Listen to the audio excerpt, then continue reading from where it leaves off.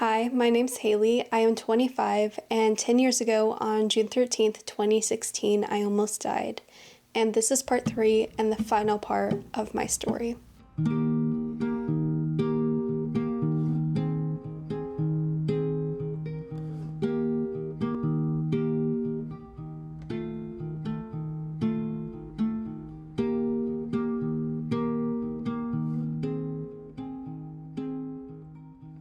This is the part of the story that is the hardest for me to tell. On June 13th, 2016, things had been dire for a while, but it was reaching a really severe point. I would say the week that you went to the hospital, so probably around like the 8th or 9th of June. Because I can remember laying on the bed with you and both of us crying of you saying, I'm never going to get better. And I was like, don't say that. Don't think that. You've got to get better. You know, God's going to heal you. And that was really hard. And she couldn't be left alone. Like somebody had to be with her 24/7 because she was so weak. We didn't know if she would fall or get so bad she couldn't breathe, and so we couldn't leave her alone. Somebody had to be with her 24/7. If it wasn't me, my mom would come over, my neighbor would come over, just to sit with her because she could not be left alone during this 6-month time frame. She couldn't leave the house. She couldn't even sit at the inn. She couldn't even sit up. She couldn't even go outside. For a while, she was able to go sit on the back porch, but then the last couple of weeks, she couldn't even go outside.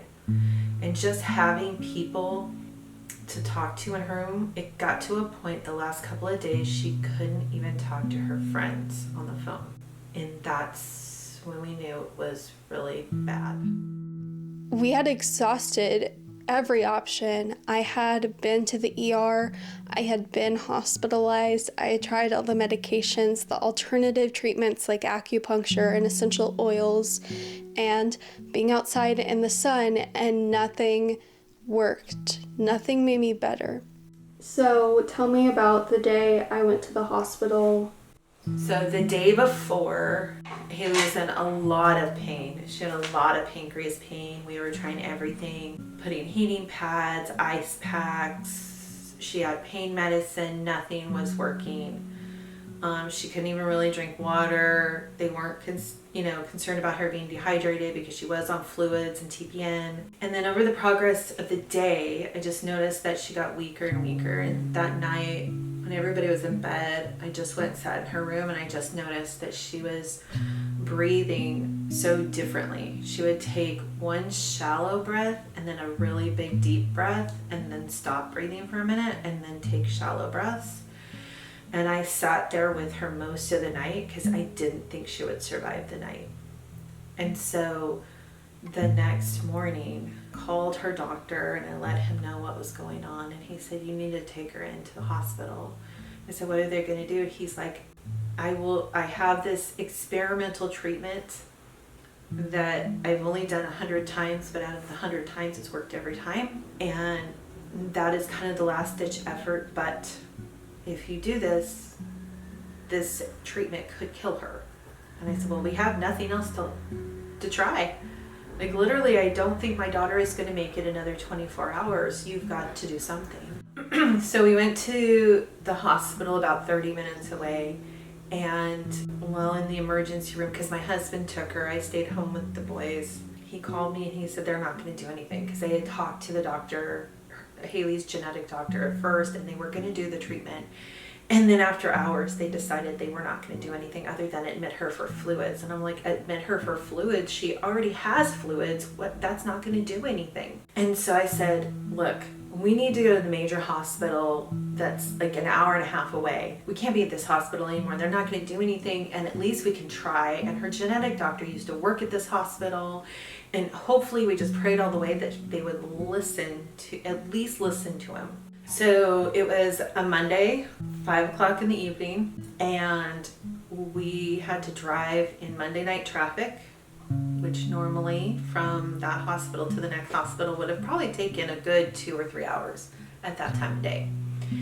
And by the grace of God, and having everybody praying, we made it there in under an hour. I was in one car, Mike was in another car with Hailee, and got in there, and the doctor came in, and I still to this day can't remember what I said to him, but I will just say they were not my words.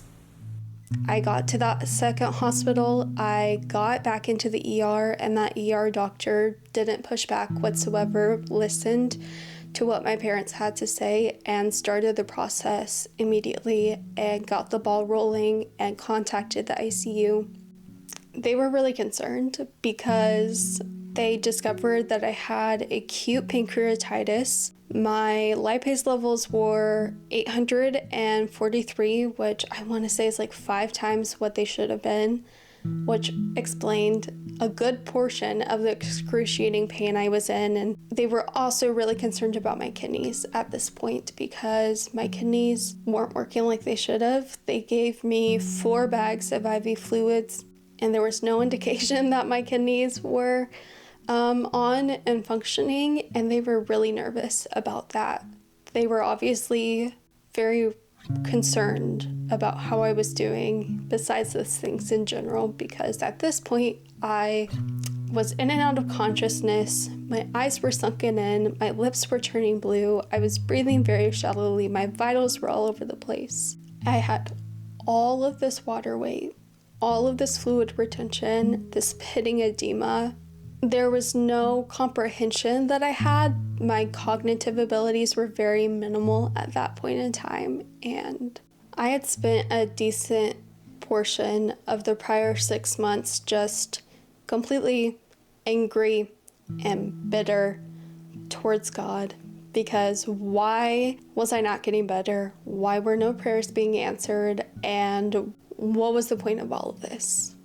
Like, what was the point of all of this? And I built this wall up between me and God. I didn't want to think about him or talk to him or have anything to do with him. I was just very, very angry. And so on June 13th, when I was in that ER room, I can't explain it other than just knowing, as silly as this might sound, that I saw death's door. I knew I was very close, and for anyone else who has had near-death experiences, everyone can relate in the sense that you just know. You just know when you're close.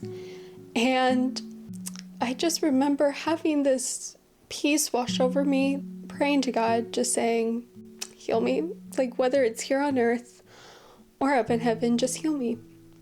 And I had complete faith that I would be healed in whatever way he saw fit, that it was like the past months of bitterness and anger just washed away. And the next thing I knew, it was the next morning, and I woke up. They had started giving me the treatment overnight, and I woke up, and for the first time in months, I had stood up on my own. And I remember feeling like all of these clouds filled with pollution had just up and left my entire body. It was the weirdest feeling, and it's so weird to describe, but that's exactly how it felt. And I remember the doctors just being completely surprised at how quickly I had responded to the treatment. And it was something that wasn't really explainable. My doctor later told me I knew the treatment would work. I didn't know that the treatment would work that good, and this was a situation where my parents were prepped to be in the hospital with me for weeks, and I ended up only being in the hospital for 1 week. And I was in the ICU for a couple of days, and then I was in the step-down unit on the floor as they continued to monitor me after I was weaned off the treatment. But this treatment worked, and it stopped what had been happening in its tracks. And what had been happening, which is, what are the chances that this would happen? Chances are it would happen to me, because that's just me. That's a fact of me. I had what is known as a coalescence of a CVS episode that was abnormal and atypical in presentation and nature, which basically means I had a 6-month-long CVS episode that presented completely differently than any of my previous CVS episodes. And that 6-month-long episode triggered a full mitochondrial and metabolic failure and shutdown. So basically, my body was shutting down from the inside of cells out. The best way I can explain it is if you think of a computer that is getting shut down, it shuts down program by program by program until it's completely shut off. That's what was happening to my body within my cells and all of that.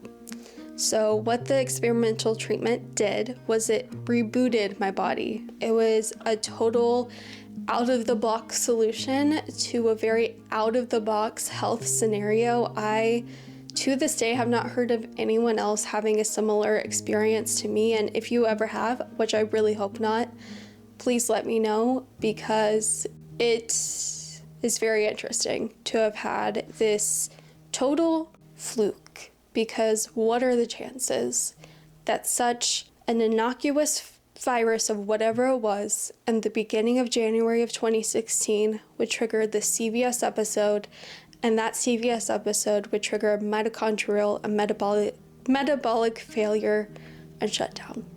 When I was in the hospital, I mentioned how I had acute pancreatitis and how my levels were 843. By the end of that week, they were down to, I think, in the hundreds or 80s, somewhere around there, which the doctors were all dumbfounded. They were like, they never go down on their own, like as quick as this. And my kidneys started working and bounced back and have no issues. And my GI system was completely shut down also. While it's never been the same as before everything in 2016, I was able to wean off of TPN about a month after this treatment. And I was able to start eating again. And my nausea went away. My pain throughout my body went away. The water weight I had gained, the agonizing pain I was in with just breathing vanished. And my own opinion is that I was gifted a miracle, and I know not everyone will see it that way, but that's what I believe for me, because I shouldn't be here the way I am. Because it wasn't just that the treatment worked, it's that the treatment worked so quickly and worked so well that so many, not all, but so many of the things I was experiencing in 2016 were not permanent. And I can't say why I was gifted a miracle. It certainly had nothing to do with how much faith I had, because of just how much I was frustrated with God. But I believe it's just one of the many testaments of His grace, of being dumbfounded at how a God can be good to you even when you're not good to Him. And that's why I've shared the faith aspect, because it's a really important piece of my life. And 2016 completely changed how I saw God and completely shifted everything I thought I knew and I thought I believed. And I really understood the gospel for the first time, and I really understood who God was and His nature for the first time, and that He truly is there. That's not to say, 2016 was the end of all my health issues, because it wasn't. It certainly wasn't the end of me finding myself in the hospital, but it was the end of a deadly spiral that nearly cost me my life. And after 2016, the recovery physically was a struggle. It was a struggle building back up my strength. It was a struggle building back up my ability to eat, to like food again. I had a lot of trauma associated with food, because for so long it was causing me pain and discomfort. And more than that, the mental recovery was what was the most difficult. Shortly after the events in June of 2016, and after my hospital visit, when I got home, I really started progressing positively physically, and just being able to sit up, being able to have conversations, being able to have the ability to smile and not be in pain was wonderful. But I was struggling mentally a lot, and my parents saw that and thankfully saw the signs and found a really great therapist for me, and I started processing all the trauma. And very shortly into therapy, I want to say in the first session, I was diagnosed with depression and anxiety and post-traumatic stress disorder. And all of those things felt so incredibly crippling because I knew that I was getting better and I was better. But at the same time, I didn't know how life could be good again, or that I could get to a point where I could find joy again and where I would like to live again. It's not to say I didn't want to live, because that's not what it was. It was just really hard, and I felt like I was drowning every day because my life had completely changed and I had almost died, and I didn't know what to do with any of that at all. And it was really hard for me to have conversations with my friends and know what to say. A lot of times I was just silent because my world had flipped upside down. My innocence was stripped away. I saw the world for what it was, and my friends didn't. And I love that they didn't, and I have no hard feelings against my friends. Nothing to do with them. It was just really difficult, a really difficult time for me as I was healing and trying to integrate back into life. And it took a lot of work. It took years of therapy sessions to work through it, to not be crippled by the feeling in my throat that I thought was there. Because I think I mentioned in part 2, I had started feeling the feeling in my throat, which I always had in CVS episodes, and it's a feeling I had very strongly towards the end of everything in 2016, and my mind picked up on that. And even though it wasn't really there, my mind was trying to convince me it was there, and I was convinced that I would never be better. And I really have to give a shout out to my family for carrying me through that time, my friends, my community. And we had friends at one point, I want to say April of 2016, and they came and cleaned our whole house while I was at a doctor's appointment and completely did a little room makeover in my bedroom, which at that point was such a gift because that's the only place I was. So if you're watching this and you have been by my family's side during that since then, thank you, because you are who helped my family the most and helped me the most. And something else, which might sound silly, but this is something that really did help, and there's research that actually backs this, believe it or not, but something that really helped me was my Make-A-Wish trip. My doctor earlier in the year had referred me to the Make-A-Wish Foundation, and for a while there, I wasn't stable enough to go, so we weren't able to continue with that process. But after I had my treatment in June of 2016, the wheel started turning. I had wish granters come out to my house where I wished to go on a trip to Walt Disney World, and I've made lots of videos about this like all over my channel, so go and watch those. I'm not gonna share too much detail, but it took place in November of 2016, and it was the most healing trip because for the first time in a really long time, for a full week, I didn't think about why we used a wheelchair, why I had all these medications. I didn't think about anything else that had happened that year, and for the first time in a very long time, I felt like a kid, and I felt joy again, and this realization that life can be better and that there is hope in life. And where we stayed during that trip was a place called Give Kids the World. Please look it up if you've never heard about it. It was such a healing place for me and my family to not have to worry about anything and to just be. And to this day, it's the biggest gift I could have ever been given, because that was the turning point of me realizing that it was possible for me to continue to live my life. And where I'm at today is a place where 10 years ago, I wouldn't even think I would be. What a gift it has been for me to be gifted 10 more years. Sorry, I'm gonna cry. I'm really sorry if I'm making anyone else cry watching this, but what a gift it is to be here 10 years later and have been given 10 more years of life. Getting to a place where I'm able to live life, and I could sit here and talk about how since 2016 I've done all of these amazing things. I've gone on vacations like to Europe and to national parks and to Hawaii. But the biggest thing that has meant the most is being able to be here and experience life with my family and my friends. And that is the biggest gift. And I will be forever in debt to my doctor for saving my life, because without him, I wouldn't be here. And I know that for a fact because he was the only doctor who pieced any of this together. And I hope that if anyone else out there can relate to even a little bit of this, you know you're not alone. And you know that even when it feels like there's going to be no brighter days and that it's really, really hard, that there can be hope you can find again. It took me a really long time to find that hope again because I thought it was gone forever. The hope is there. So thank you for watching this video series, and thank you for interacting with these videos. It touches me deeply and it means the absolute world to me. And with all of that said and all the love in my heart, I will see you guys in my next video. Bye guys.